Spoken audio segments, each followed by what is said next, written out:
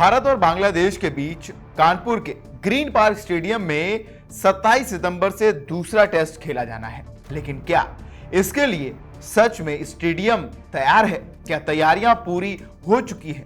तो जवाब है नहीं। इस मैच पर लोगों की जान दांव पर लगी है। वो कैसे, वो हम आपको इस वीडियो में बताएंगे।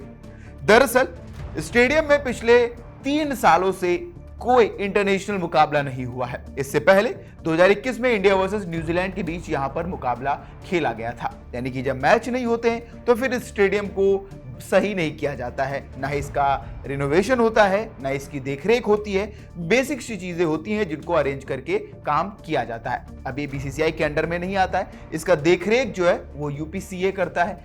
अब क्योंकि सारे मुकाबले लखनऊ में इकाना स्टेडियम में शिफ्ट हो जाते हैं तो फिर और ध्यान कम हो जाता है ग्रीन पार्क स्टेडियम में। अब इस स्टेडियम में लोगों की जान कैसे दांव पर है उसकी अगर बात की जाए तो इस स्टेडियम का जो स्टैंड है, सी बालकनी जिसको कहते हैं, वो कमजोर हो चुका है। उस बालकनी को सही नहीं किया गया है।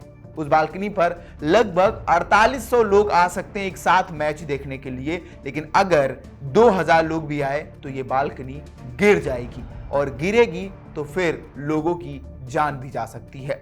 अब इस बालकनी को ना गिरे इसके लिए यूपीसीए ने और कुछ अधिकारियों ने एक तरीका खोजा है। सही नहीं किया है, तरीका खोजा है कि अगर 4800 की कैपेसिटी है तो कम से कम उसके आधे के आधे लोगों को बुलाया जाए, यानी कि 1600 से 1700 के बीच टिकट बेचे जाएं और इतने लोग ही उस बालकनी पर जाएं। अब एक अधिकारी से जब बात की गई तो उसने कहा कि अगर एक छक्का लगने पर सारे फैंस एक साथ अगर वहां पर कूदे तो फिर वो अपने आप ढह सकती है। तो आप जरा सोचिए, हजारों लाखों का रेवेन्यू, इतना सारा पैसा, फिर भी जिंदगियां दांव पर लगी हैं। अब जो फैंस लुत्फ उठाने जाएंगे उनको शायद पता भी नहीं होगा कि वहां पर ये आलम है।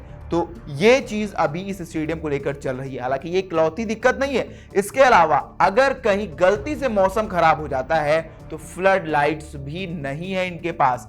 हल्का फुल्का भी अगर नेचुरल लाइट खराब होती है तो इनके पास लाइट जलाने की भी व्यवस्था नहीं है। 2021 में भी मैच इसीलिए ड्रॉ कराया गया था क्योंकि फ्लड लाइट्स नहीं थी, और 2024 में भी सिचुएशन बिल्कुल ठीक उसी तरह से है।